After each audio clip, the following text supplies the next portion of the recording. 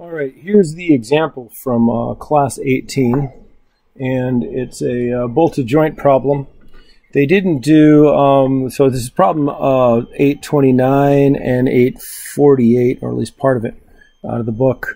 For this one, they didn't bother to, or didn't ask to go through the process of getting the bolt stiffness. They just got it for you, and they also did the same thing with the member stiffness. But you can work through that later. I'll show you in the spreadsheet where we put that thing together. It's a little time consuming and a lot of plugging numbers into a calculator.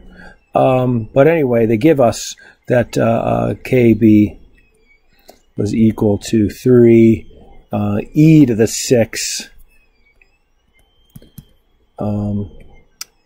pounds per inch, and that the km, the total km, was going to be where are we at? 12 e to the 6 pounds per inch. So one sensible thing to do right away is to get what C is. So C is going to be the KB divided by KB plus KM. And so if you take 3 and you divide it by 3 plus 12, you get 0.2, and that's a very common C. In fact, we have in the book, something I forgot to mention in the lecture, in the book there is a section where they tell you what various C's, typical C's, are going to be. Right here. Okay, so note that. You can, for a particular size of grip and so forth, they kind of show you some ranges in there. I think both of them are steel, right? Is that right? Okay. So anyway, let's see, go back into this. And some things that we want to try to get. Okay, so well, they say there's an 80,000 pound load placed onto this, and so the entire joint, so all of the bolts, and they said that there were 6 bolts, even though I'm showing like a whole lot more than 6 bolts right there. So I don't know where I got that from, but it's nice looking little model there. Assume the load is equally distributed to all the bolts, and that they're using 1/2 inch grade A 13 UNC grade 8 bolts with rolled threads. Assume the bolts are preloaded to 75% of their proof load. So we should probably try to get some of that information. Where'd you go, Mr. Mouse? All right, so from table 8.2, starting here, we go to table 8.2, and we could find for a 1/2 inch bolt, 1/2 inch UNC bolt. Come on, there you go. 1/2 inch UNC bolt, 1/2 inch, right, where'd you go? Right there. Yeah, so let's highlight him. 1/2 inch bolt. It doesn't want to highlight. No, you just want to be a man. All right. So anyway, you notice they already tell us 13 threads per inch, and there you go. There's the thing that we want. We want 0.1419. Is going to be the area, the AT area, the tensile stress area. And then we go to, we got material properties, so we go to table 8.9. That's figure 8.9. We want table 8.9. There you go, table 8.9. And for a grade 5 bolt, no, grade 8. They said grade 8, didn't they? Grade 8 bolt, and you notice there's some size ranges here too, but we're totally fine. We're in the range. We want to get make sure we get the proof and also get the tensile. We're going to need that later on for the fatigue part right there. So that's 120 proof KSI for the proof strength, and 150 for the ultimate strength. You're noticing that the yield strength is 130. And then we also need to get the endurance strength, right? So we find the endurance strength on table 817. So that's coming up right in here, table 817. for grade SAE 8 right there, we see that we get 23.2 right there. So that's fine.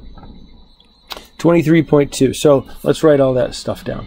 We get AT is equal to 0.1419 square inches, and SP was equal to 120, and SUT was equal to 150 KSI. The load P is going to be the total load divided by the number of bolts, or 80,000 divided by 6, or 13,333 pounds. So each bolt hole, each section of bolts carries that. Also calculate the preload force. They said it was 0.75 times the proof load, which is going to be AT times SP, right? 0.75 times 0.1419 times the proof, well, we got 120, and we end up with 12,770 pounds.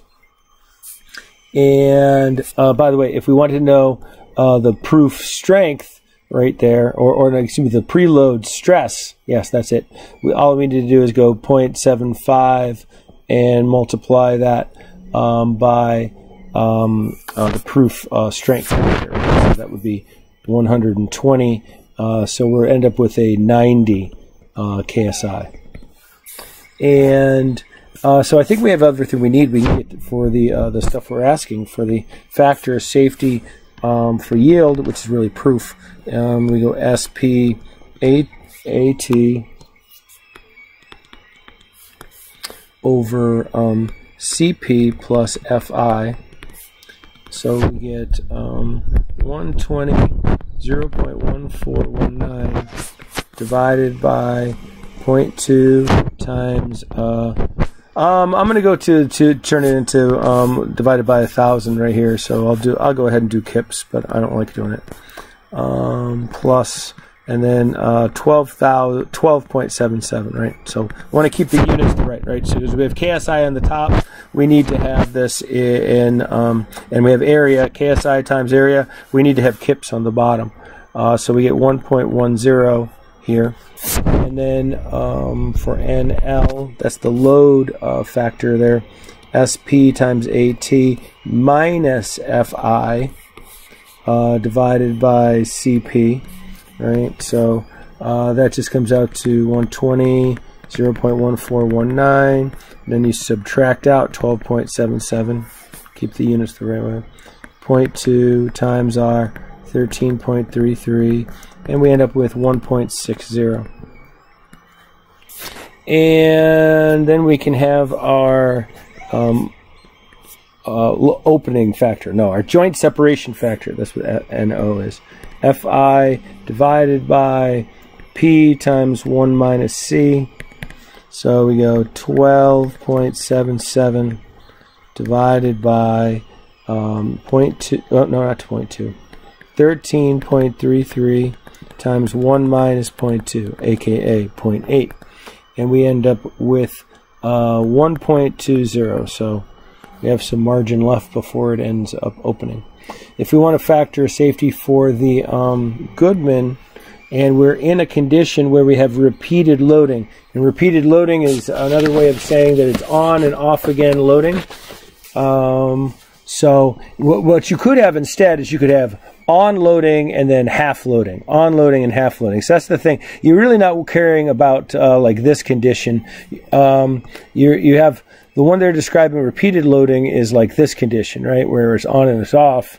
But you could have where you never change. You never come to zero all the way. In that case, you can't use the special equations, but you can for our condition right here, because we do have this right here. So we're able to use sigma A is equal to CP divided by 2AT, or 0.2, 13.33 divided by 2 and 0.41419, and we get 9.39 KSI. That's not a lot. Mid-range is going to be a similar thing, but along with the preload stress of 90, right? So that can do that in my head, 99.39 KSI, right? Because we had 90 up there.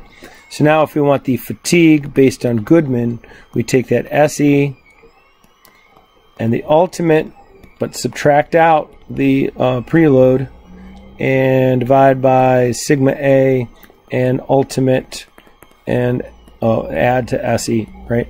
But you'll remember we can't use this equation unless we have this condition right here, right? So be on the lookout for that. And we get 0.856, and therefore it's not infinite. Infinite. Words are hard to spell. All right, so what do we do with this? Well, let's I wanted to make a spreadsheet so that you have a tool. So that's what the homework is here. We'll caution when preparing for exams, it's better to have done this by hand so that when you get to the point where you have to do it by hand, that you're able to do it. And I could ask questions where, you know, all of a sudden you need to know how to do, like you can't use your spreadsheet for it because we could turn it around or some kind of thing along those lines. So, or maybe we just ask what's on the spreadsheet. I don't know. Haven't decided yet. So what I'm describing is what happens in the in this section of the book here. Let's see, we'll keep this because I had left it out. I did talk about it in the lecture portion that I just recorded, but I'm not a fool. I know very few people will actually watch that, but that's okay. I understand. I did it because I thought it was a good thing to do, not because I was looking for your everlasting admiration and love. Although I'll take that if you want to give it. So we want to go through this process right here where we take a look and we figure out the length of the joint, and then we pick out a bolt, big L. And this is sort of a recipe. You really want to go and follow this down, follow it through step by step. And that's what I kind of show right here, is that we go through that table. We figure out what A plus B is, right? Now, I think I picked out some numbers as part of this on purpose, right? That I actually tricked it. I'm adjusting this problem so that it can work with my spreadsheet because it wasn't that problem to start with. First off, I think it's interesting to have some type of pressure on the inside here. So I created a pressure of some fluid, probably. It could be water, it could be steam, it could be air, whatever. It's pressed onto here, and I gave it a dimension C right here. So I picked out 8 inches. I think I actually looked up and found the flange that they're describing was that big, or something along those lines. So I picked out an 8-inch flange. I said that it has 6 bolts. Picked out some of the other values, but it's really this internal value 8, which is going to give you an area right here, right? So that's where the pressure gets applied to. That's internal, and so it's going to be the pressure times the area of the pipe, right? And I also divided it by the number of bolts, 6. So I ended up getting that 13.333. But of course, I adjusted the pressure so I would get the same answer as the stuff provided in the book. And then I picked out a grip of 1 inch here on the bottom and 7 3/4 of an inch on the top, and so that I get that L, that little small L. And then I found the nut height from table A31 in the back for this 1/2 inch bolt was going to be 0.4375. I add those two together and I find that it's 2.1875. Now here's one that I probably should have gone up the next thing, because the threads per inch are 13 threads per inch, right? That means, and I'm not going to write inch the right way. Okay, threads per inch. I get my handy dandy calculator, and 1/13 is, or 1 over 13, yeah, it's going to be 0.0769. Now, 2 threads now is 0.1538. All right. So, but I looked up in the back of the book and said that my next size up was 2.25. Right. So, 2.25 minus 2.1875. 2.1875. Okay, so that's, I have less than a thread sticking out at the end, and I'm told that that's no good. So maybe we want to try to pay attention to that thing, but in this problem, I did not. I was just going through the steps, and shame on me. So anyway, we use this formula for the length of the threaded part of the bolt, and we find that the threaded part is 1.25, right? Therefore, the shank, the unthreaded part of the bolt, is 2.25 minus my 1.25, so 1 inch, right? So there's 1 inch of the thing. You know, the bolt looks like this. So the this part right here, this LD, is that mount, right? And they're saying the rest of it apparently is 1.125, right? So this is 1.125 and this is 1 inch. But then we're going to put a nut onto the thing, and we want to find this LT is going to be the part in between this and the nut. So that's what we find right here. Then all that mess, and then we also get the shank diameter area, and we already had this, and we already had the material as 36, and I'm able to find out what the stiffness of the bolt is going to be. Now the bolt. Now this is not exactly what we were given in the problem. We were given it was 3. So what I'm going to do to fake it out in my spreadsheet is I'm actually going to change the elastic modulus so that I can make that exactly 3. I used GoalSeek to do it, by the way. I didn't bother with the math, and which would have been easy, but I didn't anyway. Now we also want to get the joint stiffness. So for and I spelled it wrong again. It's frusta, not fustra. I get this back spelled wrong all the time. And we use the dimensions here, and we're going to have to do it 3 times. So this is going to have a lot. You're going to need to pay a lot of attention to this in the spreadsheet on how to do that, right? Just to be aware. And I think I didn't. I'm not sure if I bothered. I might not have bothered with the alpha thing, so we just assumed that it was going to be that 30 degrees that was stated in there.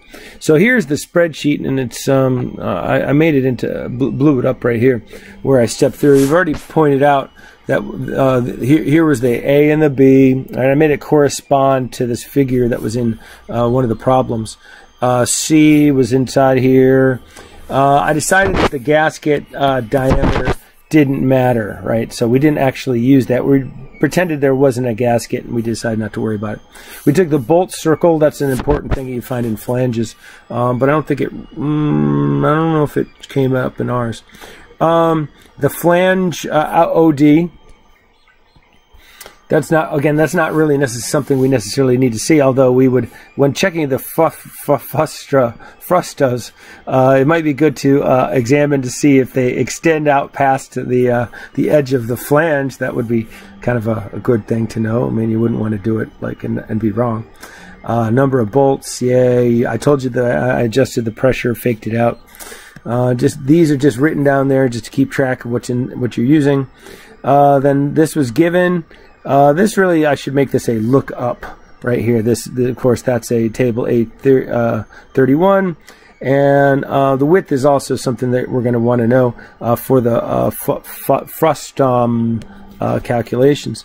And then, like I said, we also get this is also a lookup. And then this, of course, is just a 1/2 inch thing. Then I come down to, and this is calculated. Obviously by the same thing. This is calculated by this right there, right?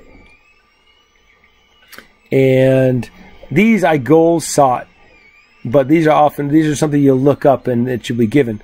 Quite often I'll see students that will put these into their spreadsheet. Don't do that. I just picked these out. I used GoalSeek to pick these out to force this thing and this thing to turn into the values that were provided, right? Go find what the actual material is. And I guess I did use for my frust, even these are spelled wrong, first.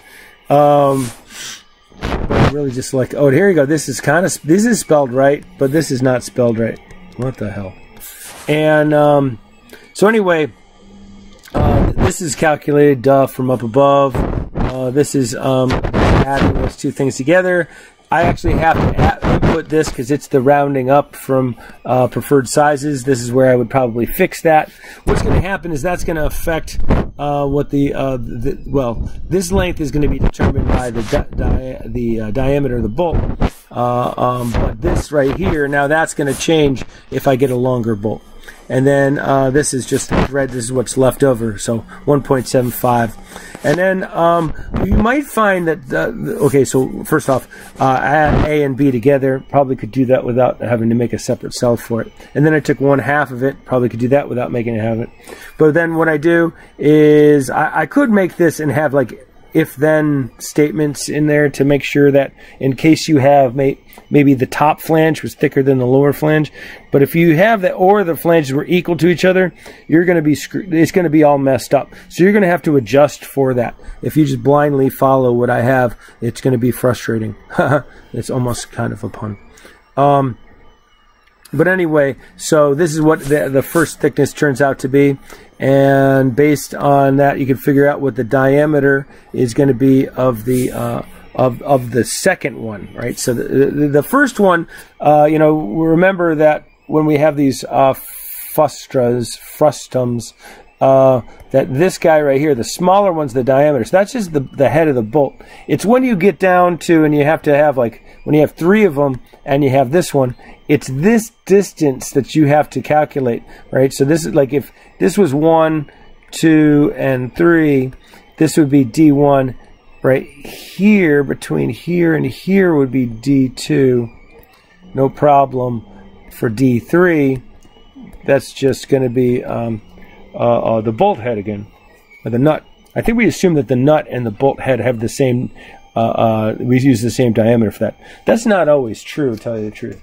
That's a kind of an interesting thing to make a mistake on, but just let you know. Anyway, so those are what the 3 things, the K1, and really we ought to call, no, these are the thickness, aren't they? I'm sorry. These are the thicknesses that you want to get. It's over here that we calculate them, right? So that's where we're going to use these cells over there. And also here are some of I input the material properties from the tables. These are calculated things. These are self-explanatory. And the C, and then you get these. All right, so it's just a setup of all that stuff to keep track of it.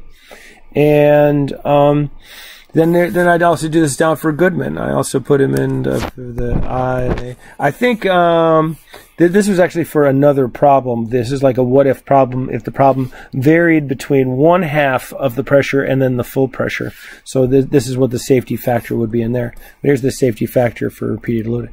So I'm tired and it's near dinner time, so I'm going to call it quits without a extra onto the end.